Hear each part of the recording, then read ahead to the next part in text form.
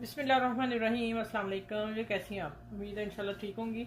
आज सबके लिए एक अच्छा सा शरबत है, ड्रिंक है, जो आपके हाजमे को, आपके मैदे को बिल्कुल परफेक्ट रखेगा। खाना बिल्कुल हजम होगा अगर आप अपनी डेली रूटीन में, या डेली नहीं या दूसरे तीसरे दिन आप ये शरबत एक दफ़ा बना के ले लिया करें, आपके बहुत से मसाइल हल हो जाएंगे।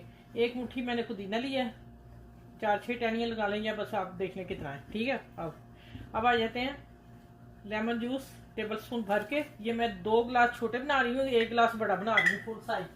ठीक हो गया। अच्छा, अब आ जाते हैं कि इसमें जाना है काला नमक, ½ टी स्पून से थोड़ा सा ऊपर है, और 1 टेबल स्पून चीनी डाली है मैंने, और भुना हुआ ज़ीरा डाला है, हाफ चाय का चौथा हिस्सा। ठीक है। और चाट मसाला भी इतना ही। अब आ गया ये चीज़ें चलेगी। ठीक है। अब जा रहा है इसमें 1 गिलास पानी। इसको ब्लेंडर करके लाती हूँ, फिर बताती हूँ। अच्छा, ज़्यादा सी बर्फ़ डालनी है आपने, मज़ा फिर ही आएगा इसका। ठीक है। और खूबसूरत सा गिलास लें, प्यारा सा, और उसमें डालें, ये लें जी, ये देखो मैंने कहा था 1 बड़ा गिलास मैंने बनाया। आप इसको और भी पानी डाल के कर सकते हैं। ठीक है।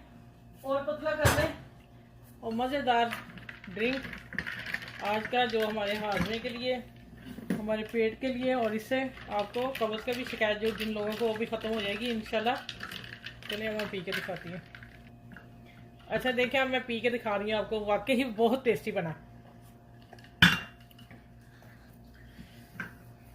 हाँ, इसमें आप और पानी मिला सकते हैं। ठीक है। इस गिलास में तकरीबन 3 गिलास बन जाएंगे आपको। ठीक है। यकीन जाने वाकई ही बेस्ट है।